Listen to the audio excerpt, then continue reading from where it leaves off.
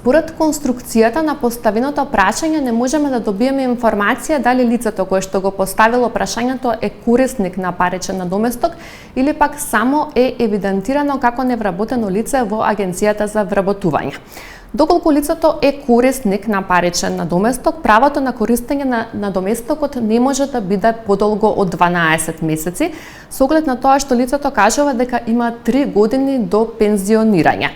За време траење на користењето на правото на паричен надоместок, АВРСМ го уплатува придонесот за пензиско и инвалидско осигурување за оние лица кои се уште немаат 15 години стаж на осигурување до исполнување на 15 години стаж на осигурување.